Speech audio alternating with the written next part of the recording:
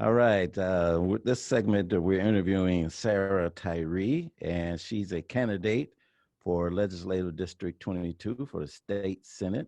How are you doing, Sarah? I'm well. Thank you so much for having me. Absolutely, absolutely. Tell us a little bit about yourself. I understand you're a native of Arizona, born in Levine. Yes, yes. So I am, as you said, an Arizona native. I am a former foster care youth. I ended up in foster care probably when I was about 15 years old. Um, and went to a group home for a short while before going into kinship care. Um, I joined the Army at the age of 17. I served for 8 years and then I got out. I got my first undergrad in social work, second in political science, and my master's in social work as well. Um, do you want me to kind of talk about like how I got into politics, or does that Yeah. come What later? what what inspired you to jump into the political scene? Yeah, so when I was doing my first undergrad, as a social worker, you have to intern in order to graduate. And while I was active duty, I had lost friends and I had lost soldiers, and so it was kind of a lot on me emotionally. So I wasn't ready to work with clients yet. So I Mhm. chose to do my internship with the Tennessee General Assembly, which is um, our version of the legislature. And so it was, my first look into policy and how bills are created, and it was amazing. But I think the one thing that really stuck out to me was that I noticed that legislators on both sides of the fence were voting against their morals because the party told them to. Mhm. And that was a decade ago, and I didn't understand that. I believe that policy belongs with the people. And so I think I knew that I wanted to run. I was just a little too young at the time. So fast forward a few years, I ended up working for the Utah Domestic Violence Coalition as their legislative liaison. So it was my job to head their policy team and write bills and educate legislators, testify in committee hearings. And it just renewed that passion for me. But during that time, I ended up experiencing my own domestic violence. I had my hand broken, I was evicted, I lost my job. I was suffering from PTSD and Stockholm syndrome. And as a veteran, I get all of my health care through the VA. And it took the VA 4 months to schedule me a mental health appointment. And that's just ridiculous, right? Like, how did I survive Iraq for me to come home and for others to come home and commit suicide because they didn't get the help they needed when they needed it? Right. And also like understanding, even though I am a Black woman, I have privilege. I'm a veteran and I was able to go to college, and specifically to learn how to navigate the system. And I still had that much trouble. So what was it like for people who had less than I did? Mhm. And truly, that's why I decided to run for office. Okay. And the Senate, why the Senate? Because that's where I belong. That is where I belong. I have done my work. I'm here. I have the experience that's necessary. And this is just a stepping stone. Honestly, I plan on going to Congress. So this is the experience that I needed, and it's what the universe put in my lap. Amen. Amen. Yes. You mentioned your journey through domestic violence, and this is our Domestic Violence Awareness Month. Yes. Um, are you still kind of active in that area of domestic violence situations or awareness? Yes, absolutely. So I'm also a mental health provider now. So I see clients and I specialize in domestic violence. I was just elected to the Eves Place Board. They are the West Valley Domestic Violence Resource Provider. So I'm super excited to start my journey with them. And definitely plan on, strengthening the laws that we have that should be protecting our survivors rather than victimizing them further. Absolutely, absolutely. Yeah. So your LD 22, what area does that encompass? Yeah, thank you for asking. So LD22 is the far northwest part of Maricopa County. So we cover northern Glendale up by Arrowhead, northern Peoria up by the 303, Surprise, Sun City West, Sun City Grand, a small portion of Sun City, and then portions of Waddell and Whitman. So we are literally everything, far northwest. We're bordering Yavapai County. Well, that's quite a area there. Yeah. Quite Yeah. Can you see my little map? It's actually quite huge. It goes north of Lake Pleasant. wow, wow. Yeah. So during this COVID-19 era, how is it getting the word out about your candidacy? You know, I think just the type of person that I am, and as being a social worker, we're used to doing, face-to-face contact, and really getting to know, our community. And so initially, I really struggled with that. I struggled mentally and emotionally, not being able to connect to people, for my safety and for their safety. But honestly, I think if COVID has shown us anything, is that literally anything is possible, Hmm. right? And we were already moving towards a digital era for everything, so why not campaigns?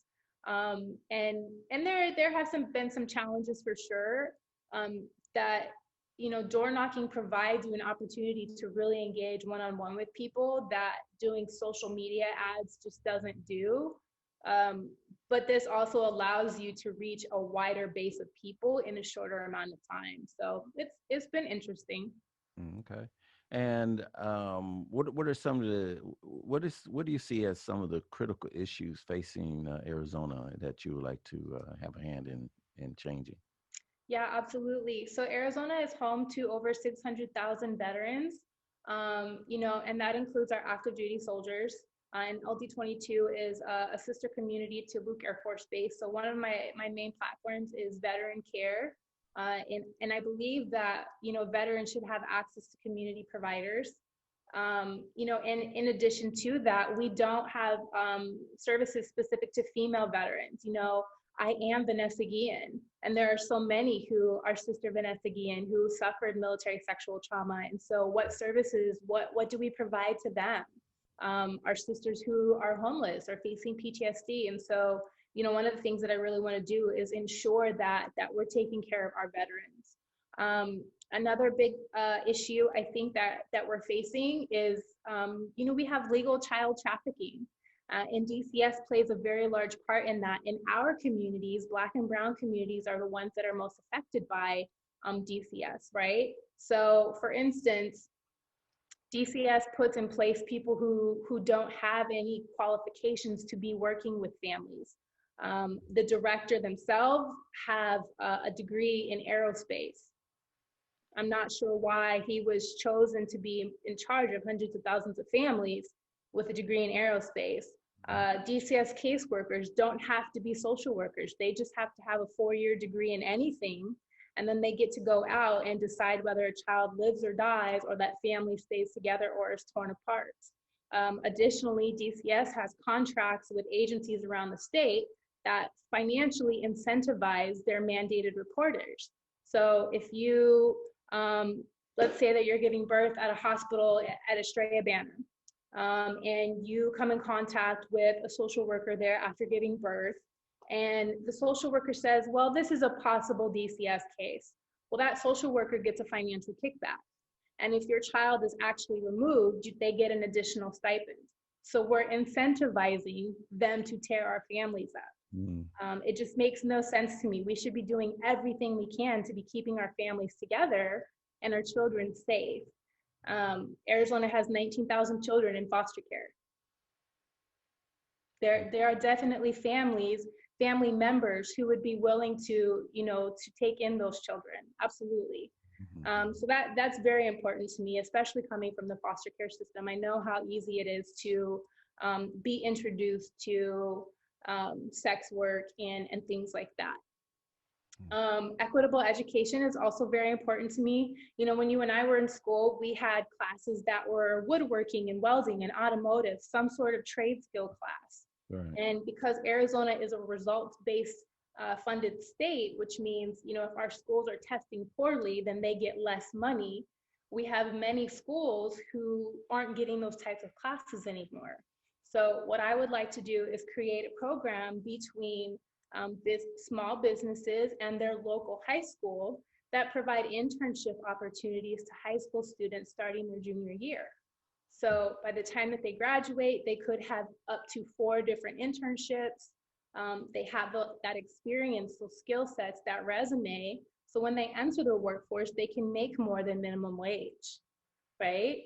Right. And at the same time, we're affording students who may be in low income or communities of color options to look at professions that they may never thought were an option to them. And also connecting those businesses with the communities that they're serving and building those relationships and bonds. So those are my three main topics, platforms. I think another big one is growing the Far West Valley's economy. We don't have a lot of family entertainment, a lot of shopping, a lot of dining out, and we don't have a transit and transportation system. And so we don't have the infrastructure for a bus line. I totally get that. However, we have a rail line, right? We have a line that goes down Grand Avenue. We could easily use that as a commuter rail that allows people to get to and from either side of the valley fairly quickly. And so if we're thinking progressively, 10 years, 20 years from now, sustainability and how can we, positively impact the environment and our people and the community, I think that's something that we should be looking at. Absolutely. Going back to you're talking about education. Currently, there's a proposition, I believe, 208, Yes. talking about education, putting more funds and taxing those in the higher income bracket. What do you think about that? Yeah, so for those of you who don't know, Prop 208 is the Invest in Ed initiative. And essentially what it says is those who make over $250,000 annually, so $250,001, they will be taxed at I believe 1%, 1 or 2% higher, than the general population. And they're doing that because constitutionally, the legislature is responsible for funding public education. And in 2008, when we had our last recession, the legislature said, we're going to take, roughly $1 billion from education so that we can keep the economy afloat, and we're going to pay it back with interest over time. And what has happened instead is that they continue to defund education, and push money into private schools. Which we know, they don't have to take students. It's not about school choice, it's because the schools get to choose. So they're taking money from public education instead. And so until we can get a legislature who believes in funding public education, the citizens have come forward, which is their right to do. The citizens have come forward to say, you're not doing your job, so we're going to force you to do your job by putting forth this citizens initiative. So I support Invest in Ed and Prop 208. I support the bonds and overrides that, the school districts put forth, because children should not be responsible for the poor choices that we as adults make. Absolutely. Because I was listening to I think he's the editor of the Republic. I can't think of his name right offhand, but anyway, on a program, and he's against 208 and saying that you can't keep taxing those who are wealthy or whatever, and that's basically what it's saying. But my thing is that if they're getting huge amounts of tax breaks, they're receiving money, but they're not putting money back into the community as I feel that they should. And absolutely. Let's talk about that. Is it okay if we talk about that? Yes. So a lot of citizens, residents don't know that the large corporations here in Arizona, Amazon, Honeywell, things of those brackets, they only pay $50 a year in taxes. $50. Those are billion-dollar companies that are only paying $50 in taxes. I've never paid anything less than $2,000, and I'm a social worker. You pay more. You pay more than the current occupant of the White House. Right. I'm not even going to touch that one. Right. Yes, you are correct. And so it's really interesting that people keep saying, a certain group of people keep saying, oh, well, they want to tax individuals. Well, that's not the case. However, the current Arizona legislature and of the last 20, 30 years gives these uncapped, no time limit tax credits to these large corporations, where in every other state, those things provide revenue for the state. They provide healthcare. They provide, childcare for those who are under the poverty line and those types of things. But Arizona can't afford to do that because we give tax credits out to everybody other than the people who deserve that. Right. So it's an interesting topic. Yes, yes, very interesting. Also, we are in that, as I said, the COVID era. Um, what do you think? How's the state handling the COVID-19 pandemic? And do you think some changes need to be made, or what is your opinion on it? The state's not doing anything.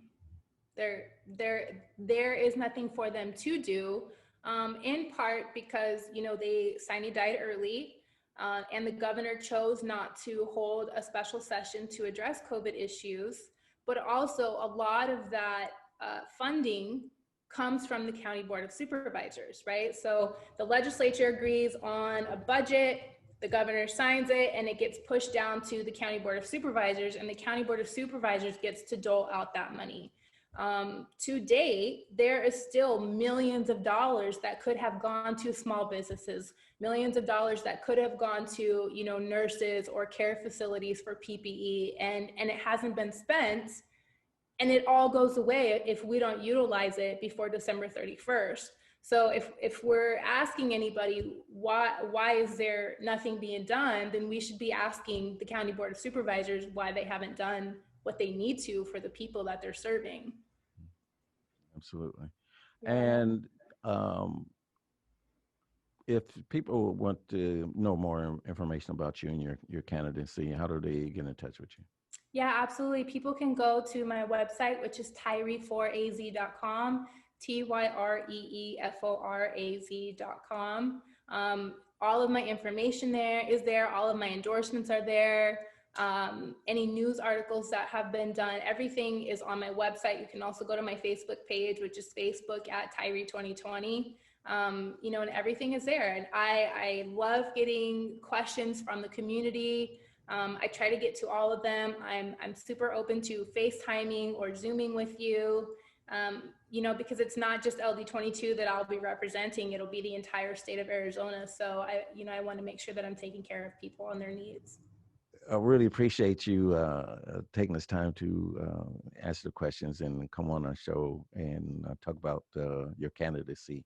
And good luck in your drive to become the state senate and going to Congress. Yes, thank you so much. 20 days, my friend. 20 days, and then we can all relax. Absolutely. Sort of. Yeah, sort of. Yeah.